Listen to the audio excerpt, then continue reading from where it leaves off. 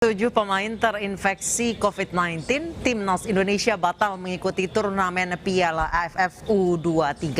Pelatih Shin Tae-yong meminta kepada federasi untuk membatalkan kiprah Indonesia di Piala AFF U23 2022.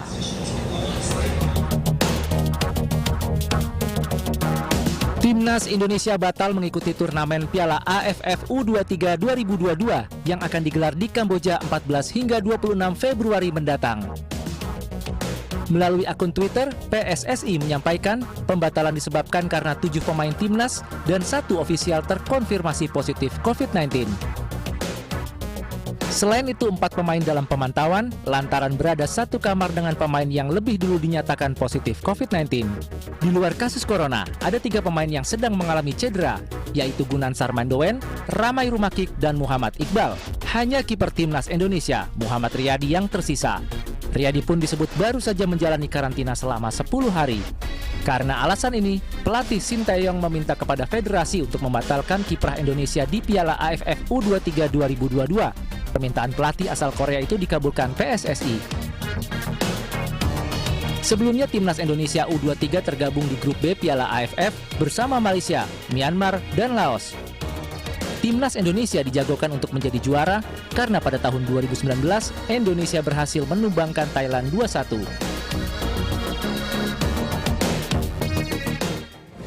Membahasnya, kami sudah terhubung dengan Tommy Welly, pengamat sepak bola. Selamat malam, Bang Toel. Selamat malam, Mbak Baik, Anissa. Bang Toel, menurut Anda di mana celah sampai bisa 7 pemain timnas ini terpapar COVID-19? Di mana letak kesalahannya? Iya, menyedihkan sekali ya, persiapan timnas akhirnya gagal karena sebetulnya situasi yang harusnya sudah bisa diantisipasi PSSI ketika Liga 1 banyak terpapar kasus positif COVID. Ini kan sebetulnya sesuatu yang harusnya segera diantisipasi. Begitu pertandingan Liga 1 banyak yang terpapar COVID-19. Apalagi sebelumnya kan sudah sesumbar targetnya juara gitu loh. Akhirnya jangankan sudah menjalani, belum menjalani saja sudah gagal kan. Baik, Bung Toel, menurut Anda kegagalan bubble pemain itu letaknya di mana? Salah pemainkah atau ternyata ada faktor internal lain? Ya, artinya kan Liga 1 apapun yang terjadi di sana termasuk pelatnas timnas kan ada protokol kesehatan, ada bubble yang memang nggak seperti yang dibayangkan oleh banyak orang. Ini bukan bubble yang seperti banyak dibayangkan orang dari hotel ke stadium, karena memang nggak seperti itu kenyataannya, realitasnya kan. Baik, tanggapan Anda dengan kegagalan timnas Indonesia akhirnya ke U23 di Kamboja, itu bisa sampai gagal menurut Anda, letaknya di mana? Salah siapa? Kuncinya di manajemen pengelolaan timnas. Manajemen pengelolaan timnas saat ini kan adanya langsung dikendalikan oleh Exco dan Ketua Umum.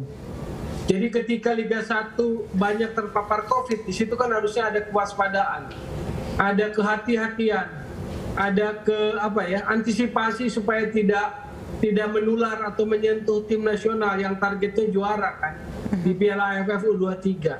Jadi kuncinya kegagalannya atau keabaiannya itu ada pada manajemen pengelolaan timnas.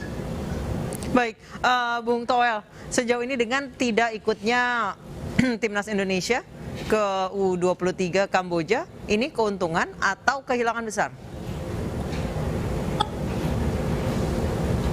Ya, kerugian dong. Dalam proses membangun timnas di era Shin Tae-yong yang banyak generasi baru, pemain-pemain muda, ya kerugian lah. Bukan soal karena sudah yakin juara atau tidak juara, tetapi dalam proses development timnasnya untuk menjadikan mereka pemain-pemain yang matang, harusnya event ini kan bisa menjadi sebuah event yang wajib gitu loh diikuti. Baik, Bung Toel. Karena persoalan COVID, persoalan ini kan dialami juga oleh semua negara, termasuk tetangga-tetangga kita Asia Tenggara tuh. Tapi kalau mereka bisa pergi ke sana dan bisa berpartisipasi, ini kan artinya kan kuncinya lebih kepada manajemen pengelolaan timnas. Baik, Bung Toel, sejauh ini meskipun ada pemain yang terkonfirmasi COVID-19 Liga 1 jalan terus dan tetap berada di Bali, tempatnya tidak pindah, meskipun izin untuk penonton sudah tidak lagi diizinkan. Menurut Anda itu sebuah kesalahan yang menyebabkan akhirnya timnas tidak bisa berlaga di Kamboja? Antisipasi di Liga 1-nya kurang? Iya, saya pikir mulainya dari kompetisi. Situasi tentang kalau COVID ini di kompetisi. Kompetisi di Bali yang saya pikir antisipasinya kurang bagus. Yang pertanyaan tentang protokol kesehatan dan sistem bubble-nya menimbulkan pertanyaan. Karena begitu banyak yang terpapar COVID kan. Begitu banyak yang terpapar COVID, lalu kemudian timnas juga pelatas di sana. Karena pemain-pemain timnas kan dari Liga 1 kan. Jadi kuncinya di situ. Ada situasi yang akhirnya melebar gitu loh.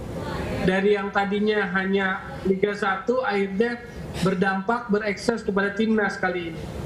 Baik, Bung Toel, haruskah sejak awal kasus COVID-19 mulai merebak di Liga 1, haruskah Liga 1 ditunda dulu atau bagaimana menurut Anda? Iya, ketika begitu banyak dan kontrol penanganannya juga sulit dikendalikan dan juga merugikan aspek sepak bola terutama fairness. Karena kan ada banyak klub yang sangat timpang ya, kekuatan timnya menjadi sangat timpang, harusnya kan secara fairness di stop dulu. Karena penanganannya itu yang menurut saya sih jebol lah itu. Protokol kesehatan, sistem bubble-nya jebol, dan akhirnya berekses kepada timnas, berimbas gitu. Baik, terima kasih Bung Tommy Welly, pengamat sepak bola telah bergabung bersama kami di iNewsroom. Selamat malam Bung Toel.